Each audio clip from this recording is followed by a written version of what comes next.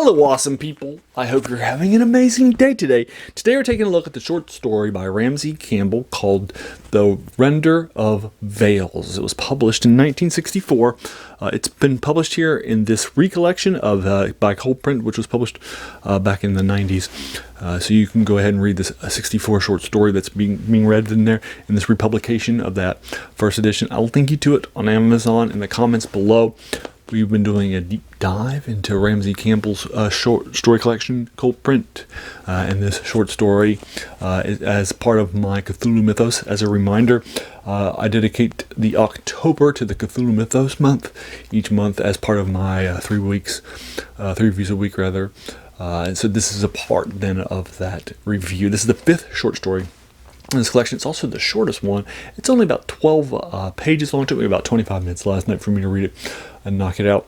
And then this thing is also the best one I've read. It was gripping. It was interesting. It really grabs you from the first few paragraphs and kept you, in tension until the end. About 12 pages longer. So I definitely like this. I'm going to be giving this a 7 out of 10. The first 4 short stories in this collection I gave 7 minuses to, like 6.8 or 6.9, so I was running it to a 7, but this was probably more of a 7 proper. It was the right length, it was the right ending. I enjoyed what was happening. This was definitely a lot of fun stuff that was happening in this short story that we've been reviewing for you.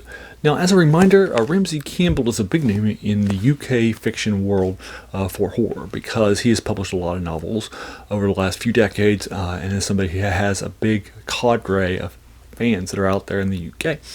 He started writing in 1962 when he was 15 for the Cthulhu Mythos, and he submitted his stuff to August Derleth, who liked it enough to go ahead and start showing. So this is earlier in his career, and this is really just a horror short story. Later on, his stuff will come to sort of meld the typical horror aspects, like his novels, with more of a sense of wonder and awesomeness as you're reading them too, and he'll meld those together. For example, in this novel, Midnight Sun, sure about 10 years ago, is something that was like that. So, but this is earlier in his career, before his talent has gotten to that level.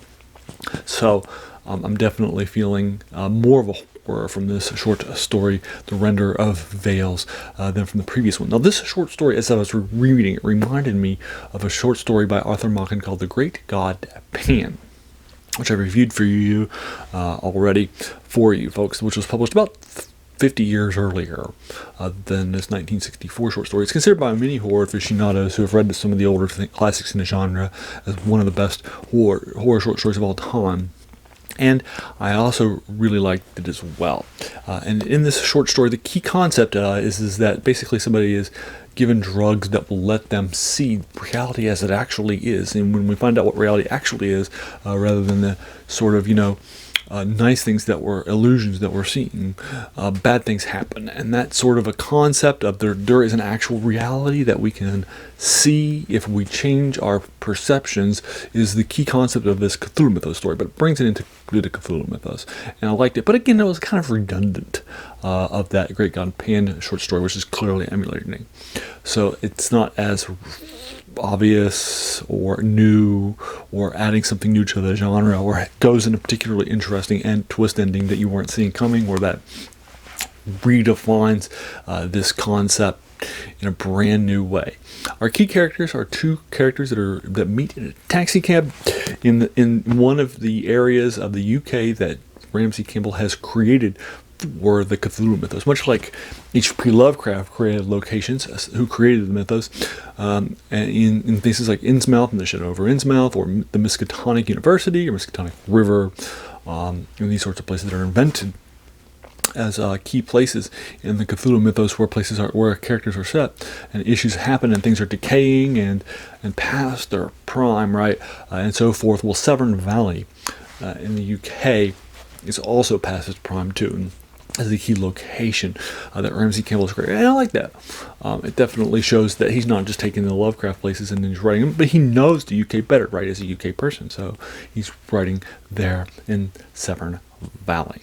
So they kept a taxi cab ride, and both of them share their love of one of them calls himself an occultist, and the other one is a fan of witchcraft, and so they show their love of things that are of the horror-ish side of things, and thus they develop a bond very quickly, and very soon into the short story they'll go to one of the occultist's house because he believes that there is a way for them to see what the actual reality is, and they'll talk about that. And that'll become the key sort of story, like I mentioned earlier. So you're going to find out very early on that that's what's happening, right? So I'm not like giving you spoilers, because you can keep my reviews spoiler free. But there you go. I'll go ahead and leave you to it. There's the Great God, the Render of Veils, for you folks. Again, it's reminiscent of the Great God Pan by Arthur Machen. But that is Ramsey Campbell's short story from the cold print version. Have you read it?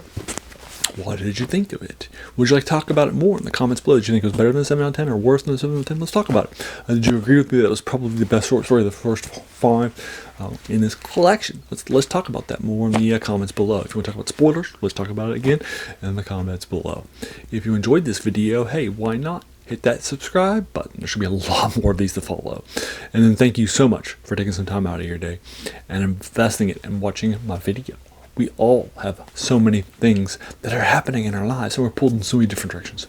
So the fact you spent this time with me is incredibly humbling, and I appreciate it. So thanks again, and have an amazing day.